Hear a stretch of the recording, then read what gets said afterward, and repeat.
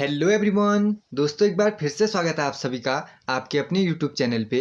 कल की वीडियो में हमने देखा था उत्तराखंड का इतिहास पार्ट 1। तो आज हम उसके आगे के क्वेश्चनों को देखने वाले हैं पार्ट 2 के अंदर। तो चलिए दोस्तों, साथ मिलकर आज की वीडियो को भी स्टार्ट करते हैं। आज की वीडियो में पहला सवाल हमसे पूछा जाता है, प्राचीन शैल चित्रों वाली लाखू गुफा कहाँ स्थित है। चार ऑप्शन है, चमोली, नैनीताल, हरिद्वार या फिर अल्मोड़ा।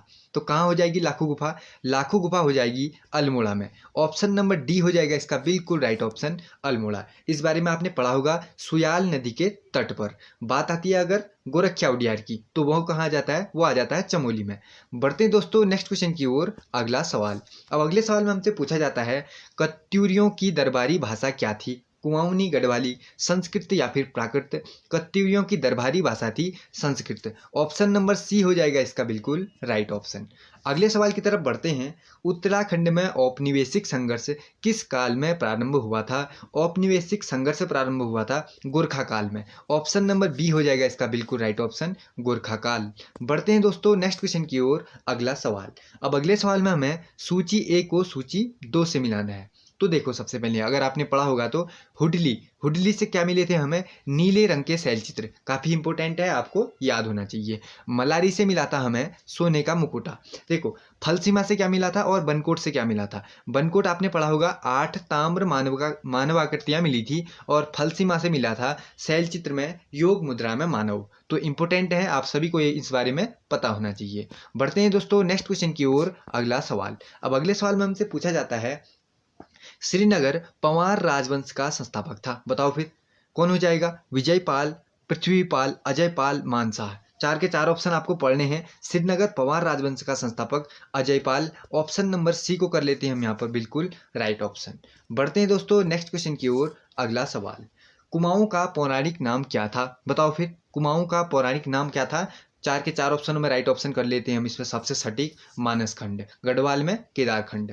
बढ़ते हैं दोस्तों अगले सवाल की तरफ। अब अगले सवाल में हमसे पूछा जाता है, गोरखिया उडियार शिलाश्रयों में लगभग 41 आकृतियां हैं, जिनमें मानव और पशुओं की आकृतियां क्रमशः कितनी हैं? कितनी थी? 33 और 8। मानवों की 33, पशुओं की 8, सभी जोड़ के कितनी हो रही थी? 41 हो रही थी।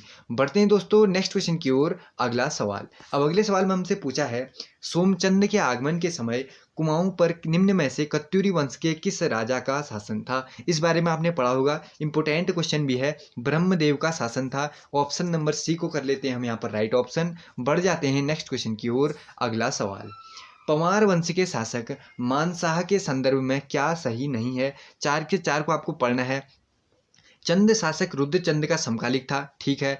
चंद शासकों ने 8 बार आक्रमण किया। इसने मानपुर नगर की स्थापना की। यह सर्वाधिक समय तक राज करने वाला पंवार वंश का शासक था। ऊपर के 3 हमें क्या लगते हैं? ठीक लगते हैं। लेकिन चौथे ऑप्शन में क्या है? गड़बड़ी है, क्योंकि यहाँ पर किसका नाम आना चाहिए? यहाँ पर आना चाहिए प्रदीप शाह का नाम, जो यहाँ पर नहीं है। तो हम ऑप्शन नंबर डी को राइट कर लेंगे, जो सही नहीं है। बढ़ते हैं दोस्तों नेक्स्ट क्वेश्चन की ओर। अगला सवाल, अब अगले सवाल में हमसे पूछा जाता है, उत्तराखंड पुनर्गठन विधेयक 2000 के संदर्भ में निम्न में से कौन सा विकल्प सही नहीं है?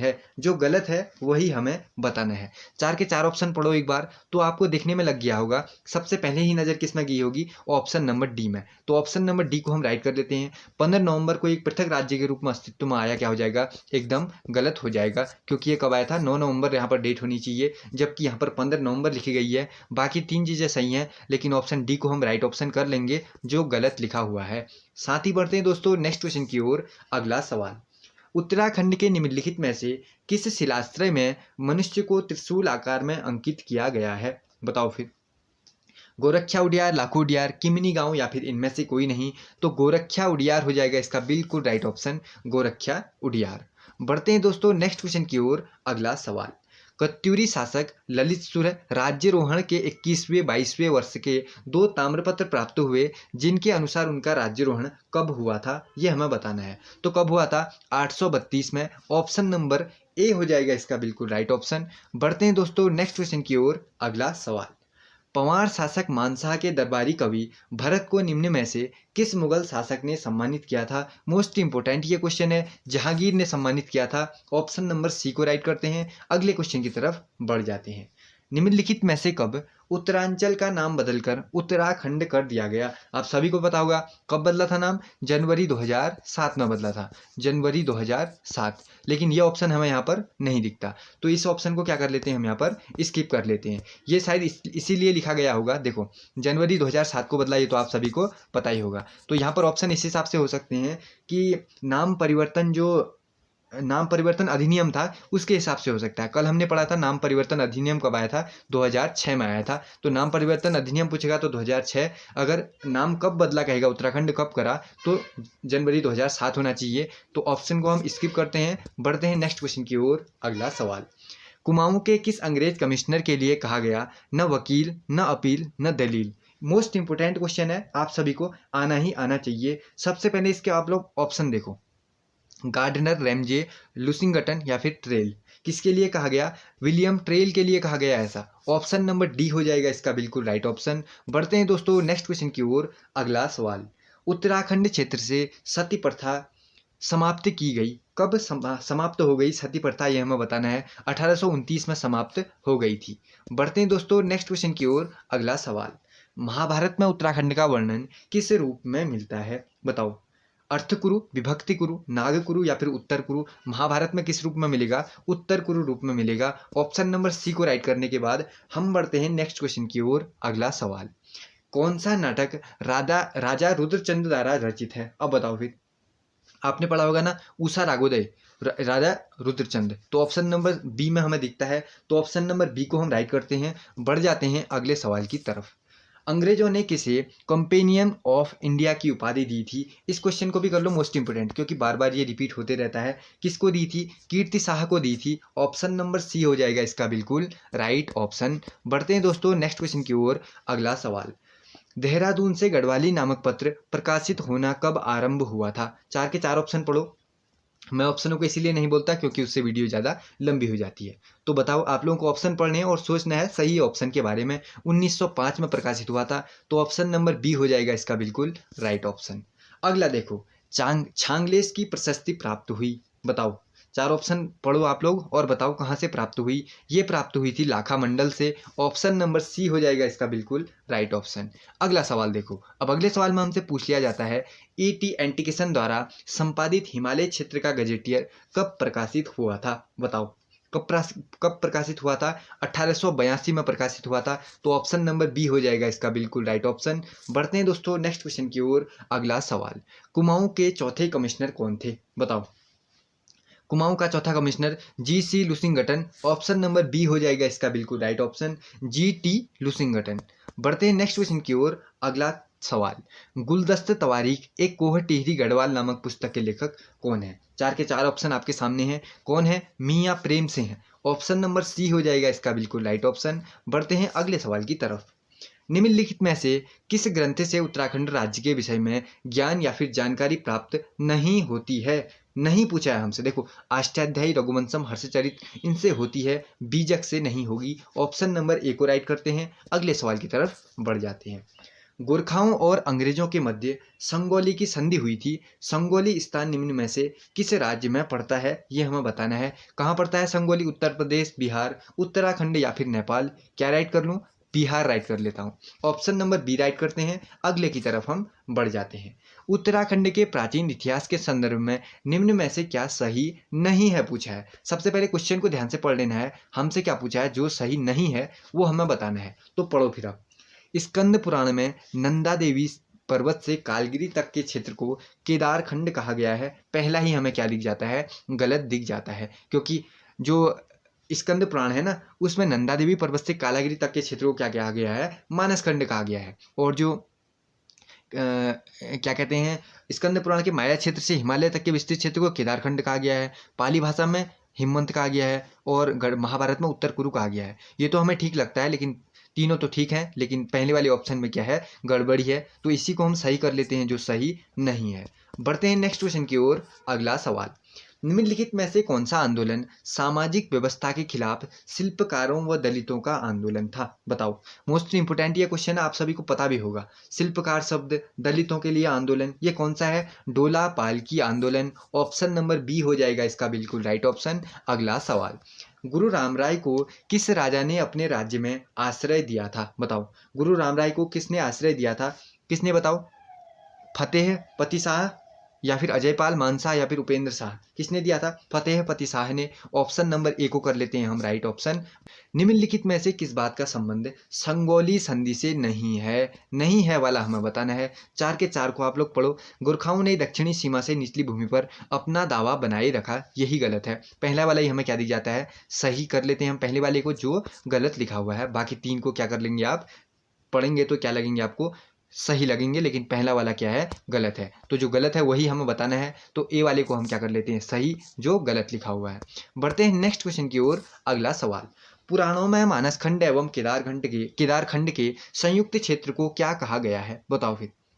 मानसखंड एवं केदारखंड के संयुक्त क्षेत्र को, और वो भी पुराणों में, क्या कहा गया है? बताओ। उत्तरखंड, अलकापुरी, ब्रह्मपुरी या फिर खसदेश? पुराणों में मानसखंड एवं केदारखंड के संयुक्त क्षेत्र को क्या कर लेते हैं हम? Alkapuri. Option number B right करते हैं। नेक्स्ट की तरफ में बढ़ जाते हैं। अब हमें बताना है कौन सा ग्रंथ पंवार वंश में आश्रय प्राप्त विद्वानों द्वारा रचित है। कौन सा ग्रंथ होगा ऐसा, वो हमें बताना है। कौन सा होगा? मानुदय काव्य, गढ़ राजवंश काव्य और सुदर्शन नोदय, ये वाला होगा। काव्य मीमांसा ये नहीं होगा, बाकी 3 होंगे। तो ए होगा, बी होगा और डी होगा। ए बी डी यानी ऑप्शन नंबर सी हो जाएगा इसका बिल्कुल राइट ऑप्शन। बढ़ते हैं दोस्तों नेक्स्ट क्वेश्चन की ओर। अगला सवाल, ये भी क्वेश्चन है मोस्ट इंपोर्टेंट क्वेश्चन, आपने बहुत जगह इसको देखा भी होगा। कुमाऊं और गढ़वाल में गोरखों का शासन क्रमशः कितने वर्षों तक रहा? बताओ। 25 साल कहाँ? कुमाऊं में, और गढ़वाल में 10.5 साल। ऑप्शन नंबर डी को राइट करते हैं। अगले की तरफ बढ़ जाते हैं। अगले सवाल में हमसे पूछा है सूची ए को सूची बी से मिलाओ। देखो, सबसे पहले देखो इसको, जो आपको आते हैं उस तरीके से मिलाते जाओ। ज्योतिषपुर बाणासुर की राजधानी, इसको मिला लेते हैं। इसके बाद हमें क्या आता है? आदिपुर में मनु का निवास स्थान अलकापुरी, इसको मिला देता हूँ। तपोवन में लक्ष्मण जी ने तपस्या की थी, इसको मिला देता हूँ। हेमंत को बचा तो इससे मिला देता हूँ। बढ़ जाता हूँ अगले क्वेश्चन की तरफ। अब अगले में हमसे पूछा है अंततः नेपाल सरकार द्वारा संगोली की संधि कब स्वीकार की गई? बताओ। संगोली की संधि को नेपाल सरकार ने 1816 में स्वीकार किया था, मार्च 1816। ऑप्शन नंबर सी हो जाएगा इसका बिल्कुल राइट ऑप्शन। बढ़ जाएंगे अगले की तरफ में। निम्नलिखित में से कौन सुमेलित नहीं है? जो सुमेलित नहीं है वो हमें बताना है। तो देखो, कुबेर की राजधानी अलकापुरी, सुबाहु की राजधानी श्रीनगर, केदारनाथ को प्राचीन ग्रंथों में भृगुतुंग कहा गया है। 3 के 3 हमें क्या दिखते हैं? ठीक दिखते हैं। देखिए देखो, आपने पढ़ा होगा सम्राट भरत का जन्म स्थान कहाँ था? बद्रिकाश्रम था क्या? नहीं था। वो कहाँ था? कण्वाश्रम था, है ना? इस बारे में भी आपने पढ़ा होगा, कण्वाश्रम था, इसमें बद्रिकाश्रम लिखा है। तो ऑप्शन नंबर सी को हम राइट करते हैं, जो गलत है। बढ़ जाएंगे नेक्स्ट क्वेश्चन की तरफ। अगला सवाल, प्राचीन ग्रंथों में अलकनंदा उद्गम से बद्रिकाश्रम के बीच के क्षेत्र को क्या कहा गया है? ये आपको बताना है। अलकनंदा उद्गम से बद्रिकाश्रम के बीच के क्षेत्र को क्या कहा है? अलकापुरी कहा है। तो ऑप्शन नंबर बी को राइट करना पड़ेगा। अगले की तरफ बढ़ जाएंगे। निम्न में से कौन सा विकल्प सही है पूछा है? कौन सा पूछा है हमसे? सही है पूछा है। देखो, क्रांतिवीर नामक गुप्त संगठन कालू मेहरा जी ने बनाया था, तो ये तो पहला वाला गलत हो गया। और मालिनी नदी में फेंका, ये भी गलत हो गया, है ना? मालिनी नदी में नहीं फेंका था, सरयू नदी में फेंका था। अल्मोड़ा कांग्रेस की स्थापना 1915 लिखा हुआ है इसमें, जबकि हमने पढ़ा है 1912। तो ये 3 तो ऐसे ही गलत हो गए। एक सही कौन सा बचा होगा? फिर बी वाला बचा होगा। ये ऑप्शन नंबर बी को कर लेते हैं हम यहाँ पर, ठीक है। अगले सवाल की तरफ बढ़ते हैं। अगला सवाल, निम्न में से कौन सा ग्रंथ उत्तराखंड के इतिहास पर प्रकाश डालता है? जो प्रकाश डालता है वो हमें बताना है। शाहजहांनामा, इस चारों ऑप्शन में शाहजहांनामा को करना पड़ेगा हमें यहाँ पर बिल्कुल राइट ऑप्शन। बढ़ जाना है अगले क्वेश्चन की तरफ में।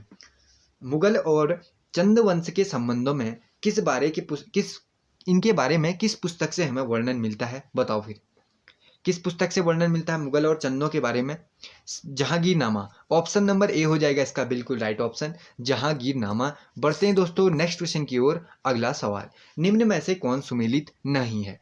सुमेलित नहीं है बिश्नी देवी स्वतंत्रता सेनानी, दीपा देवी सामाजिक कार्यकर्ता, गौरा देवी पर्यावरण हितैषी, लेकिन तुलसी देवी का संबंध राजनीतिक पार्टी से नहीं है। तो ऑप्शन नंबर डी हो जाएगा गलत, जो सुमेलित नहीं है। इसको ही सही कर लेते हैं। बढ़ जाते हैं अगले क्वेश्चन की तरफ। अब देखते हैं अगले क्वेश्चन में हमसे क्या पूछा जाता है। निम्न में से किसने गोरखों से कुमाऊं की सत्ता प्राप्त की थी? किसने प्राप्त की थी?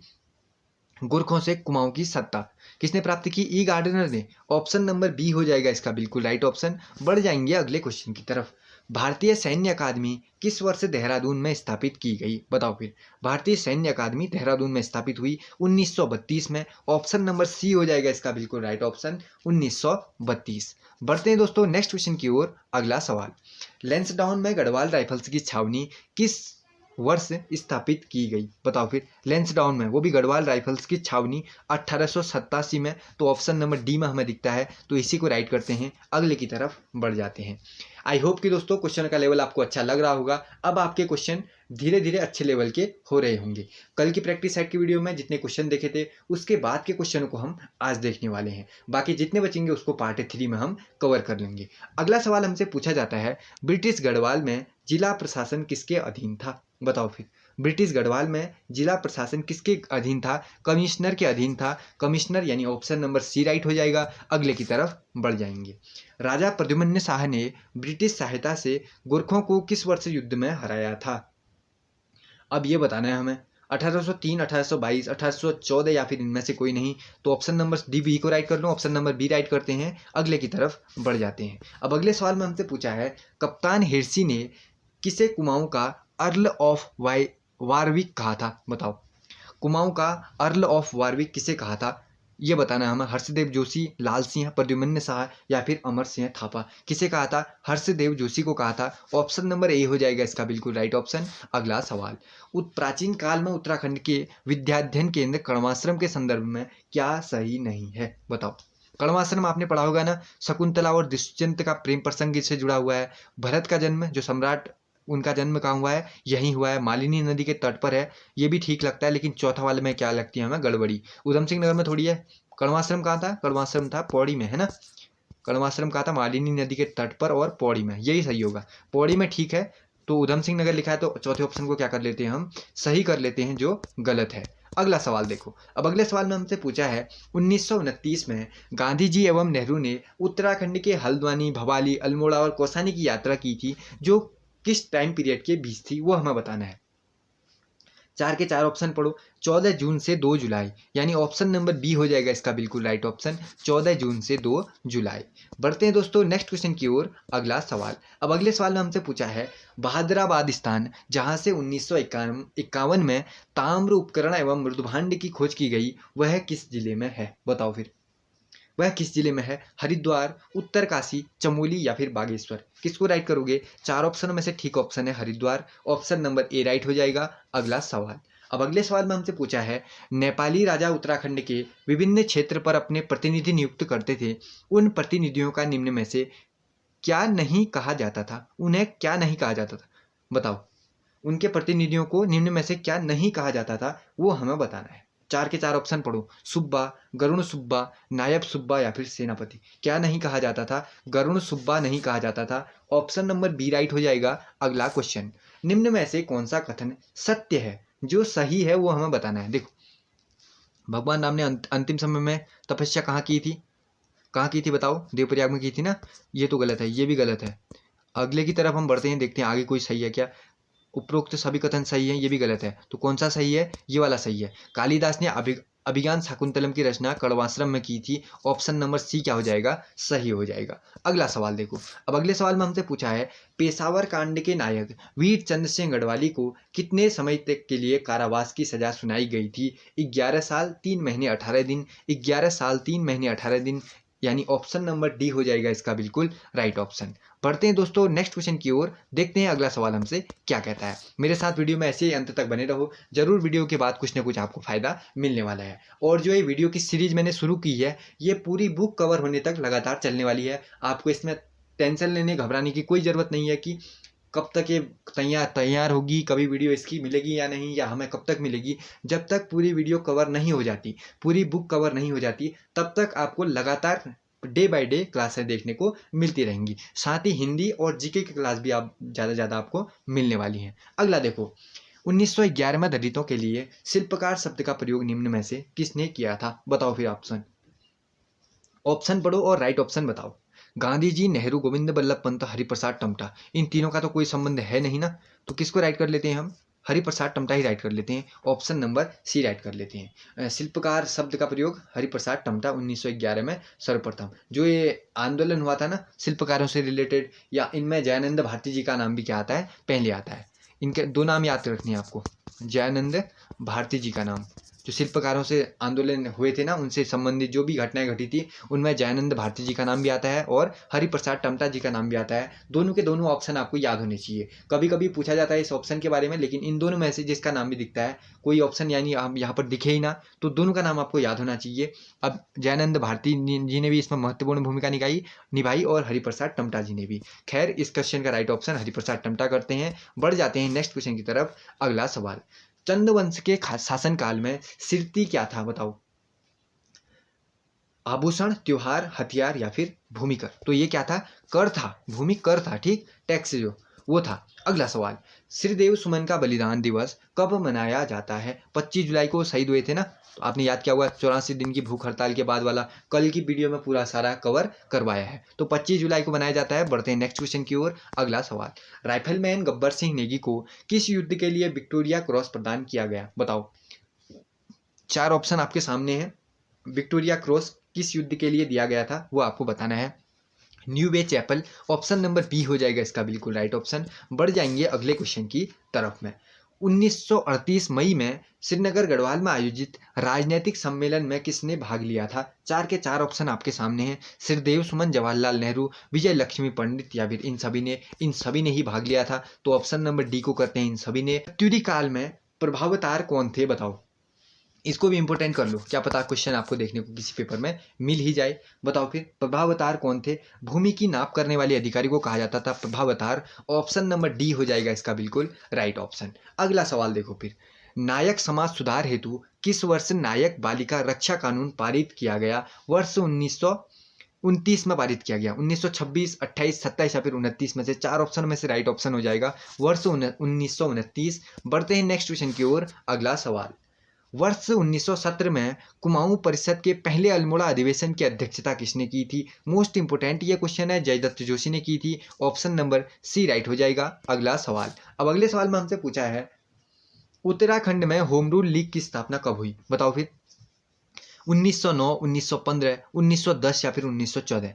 क्या राइट कर लूँ, 1914 राइट कर लेते हैं। Home rule league 1914। बढ़ते हैं नेक्स्ट क्वेश्चन की ओर। अगला सवाल, उत्तराखंड का प्रथम उल्लेख किस धार्मिक ग्रंथ में हमें मिलता है। तो ऋग्वेद में ही मिलता है। Option number C right. अगला सवाल, बद्रीनाथ मंदिर के निर्माण के लिए किस कत्यूरी शासक ने भूमि दान की थी। Lalit Surdev. Option number A right हो जाएगा। Most important. बढ़ते हैं नेक्स्ट क्वेश्चन की ओर। अगला सवाल, अनंतपाल का धारसिल शिलालेख किस वंश का इतिहास बताता है, बताओ फिर। अनंतपाल का धारसिल शिलालेख, नाम से ही राइट कर लोगे आप तो पंवार। अगला सवाल, अगले सवाल में मापतोल हेतु धूली पाथा चलाने का श्रेय किसे दिया जाता है। Most important. मैं जो स्पेशल टाइप के क्वेश्चन है उनमें पहले ही आपको मोस्ट इंपोर्टेंट बता देता हूँ। तो जो इंपोर्टेंट जो मैंने बताए हैं उनको तो स्टार लगा के लिख लो, कहीं नहीं कहीं परीक्षा में आपको सीधे सीधे देखने को मिलने हैं। किसने शुरू किया था, बताओ फिर। अजय पाल को, कनक पाल को, जगत पाल को, इनमें से कोई नहीं। तो ऑप्शन नंबर बी राइट हो जाएगा, अजय पाल। अगला सवाल, अब अगले सवाल में हमसे पूछ लिया चमोली जिले के किस गांव में 1956 में महापाषाणीय समाधान खोजे गए थे, बताओ। मलारी, कोसा, कैलाशपुरी, नीति, किस में खोजे गए थे। मलारी में। ऑप्शन नंबर ए हो जाएगा राइट ऑप्शन, मलारी। अगले सवाल में देखते हैं हमसे क्या पूछा जाता है। अगले सवाल में हमसे पूछा है चंद शासकों में से कौन सा मुगल बादशाह अकबर से मिलने उनके दरबार में गया था। इस क्वेश्चन को तो हम पीछे भी देख चुके हैं। रुद्रचंद राइट करेंगे। अगले सवाल की तरफ बढ़ जाएंगे। उत्तराखंड राज्य में बहुप्रचलित शब्द गोरख्याली है जो, वह किसका प्रतीक था। जो गोरखा शासन था ना उसमें जो क्रूरता थी उसका शासक था ये शब्द गोरख्याली। तो ऑप्शन नंबर डी हो जाएगा इसका बिल्कुल राइट ऑप्शन। गोरख्याली शब्द था जो उनका ऐसा शासन था ना जिसमें क्या कहते हैं क्रूरता थी, कोई उसमें अच्छा काम नहीं था, यानी क्रूर शासक की नीतियां अपनी बनाई थी, तो उसी को शब्द को कहा जाता है गोरख्याली। तो आपको याद रखना है क्रूरता का। अगला सवाल, उत्तराखंड के धनखल गांव में निम्न में से किसके संरक्षण में 1998 ईस्वी में उत्खनन का कार्य प्रारंभ किया गया। इंपोर्टेंट क्वेश्चन है, आपको देख लेना है क्वेश्चन किसके तहत किया गया कार्य। चार के चार ऑप्शन आपको बताने हैं, तो राइट ऑप्शन आपको बताना है। बताओ, pro MP Joshi, Rakhaldas Banerjee, BDM Negi या फिर प्रो एम हरि। तो क्या राइट ऑप्शन हो जाएगा, आपको ये राइट ऑप्शन क्या करना है, बताना है। तो किसके नेतृत्व में हुआ, प्रो MP जोशी, एक नाम ये याद होना चाहिए। ऑप्शन नंबर ए को ठीक कर लेते हैं, एक नाम ये याद होना चाहिए। दूसरा नाम आपको आना चाहिए BDM जोशी, यानी ए और सी दोनों का नाम हमें यहाँ पर याद रखना है, ए एंड सी, ए और सी, यानी ऑप्शन नंबर सी हो जाएगा इसका बिल्कुल राइट ऑप्शन। इसका नाम भी आता है, इनका नाम भी आता है और इनका नाम भी आता है। बढ़ते हैं नेक्स्ट क्वेश्चन की ओर। अगला सवाल, पुराणोत्तर काल में गढ़वाल क्षेत्र के लिए निम्न में से किस शब्द का प्रयोग किया गया था, बताओ फिर।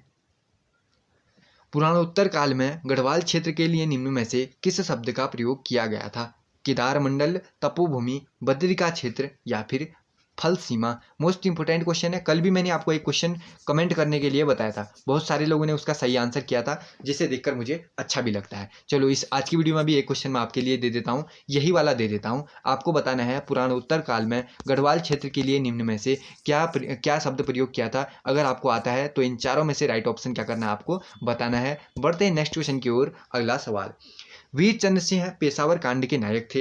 पेशावर कांड का नायक किसे कहा जाता है, ये पूछता है तो वीर चंद्र सिंह को कहा जाता है, याद रखना। और आपको बताना है किसने इन्हें गढ़वाली उपाधि दी थी। कल की वीडियो में मैंने आपको बताया भी था, महात्मा गांधी जी ने दी थी इन्हें गढ़वाली उपाधि। मोस्ट इंपोर्टेंट अपने आप में क्वेश्चन है, आपको आना ही आना चाहिए। अगला सवाल, अल्मोड़ा के पश्चिमी रामगंगा घाटी में है तथा नैनीताल जिले में पुरा पाषाणकालीन उपकरण खोज किसने किए हैं, बताओ।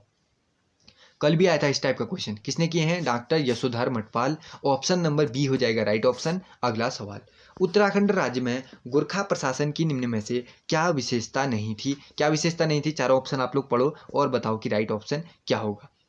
क्या विशेषता नहीं थी पूछा है, तो नहीं थी क्या, राज्याधिकारियों का स्थानांतरण नहीं होता था, ये व्यवस्था नहीं थी। तो ऑप्शन नंबर सी को राइट कर देते हैं जो सही नहीं है। और बढ़ जाते हैं हम अपने नेक्स्ट क्वेश्चन की ओर। अगला सवाल, महाभारत के वन पर्व में पांडवों के बद्रीनाथ यात्रा का वर्णन निम्न में से किस ऋषि के साथ माना जाता है। आपने इस क्वेश्चन को भी पढ़ा होगा तो आप राइट कर लोगे, लोमेश ऋषि के साथ में इनका वर्णन आता है। ऑप्शन नंबर ए राइट हो जाएगा। अगला सवाल, कोटा खर्रा आंदोलन मुख्य उद्देश्य निम्न में से क्या था। कोटा खर्रा आंदोलन किससे था, भूमिहीनों को भूमि वितरण कराने से। ऑप्शन नंबर सी हो जाएगा इसका बिल्कुल राइट ऑप्शन। और एक और, भ्रष्टाचार के खिलाफ कौन सा वाला था, कनकटा बैन आंदोलन किसके खिलाफ था, भ्रष्टाचार के खिलाफ था। इस बारे में भी आपको याद होना चाहिए। अगला देखो, कत्यूरियों की राजधानी का पांडुकेश्वर ताम्रपत्र में वर्णित नाम क्या है, कार्तिकेयपुर। ऑप्शन नंबर बी हो जाएगा राइट ऑप्शन, कार्तिकेयपुर। बढ़ते हैं दोस्तों नेक्स्ट क्वेश्चन की ओर। अगला सवाल, अब अगले सवाल में हमसे यहाँ पर पूछ लिया निम्न में से कौन संबंधित है, कुछ तो कौन संबंधित है बताओ। धन भूति यानी अमोद भूति, ये सुमेलित है। ऑप्शन नंबर बी हो जाएगा इसका बिल्कुल राइट ऑप्शन। अगला सवाल, उत्तराखंड में अशोक का शिलालेख कहाँ स्थित है, कालसी में था अशोक का शिलालेख स्थित। तो ऑप्शन नंबर सी राइट हो जाएगा। अगला सवाल देखो, निम्न में से सुमेलित युग में चुने।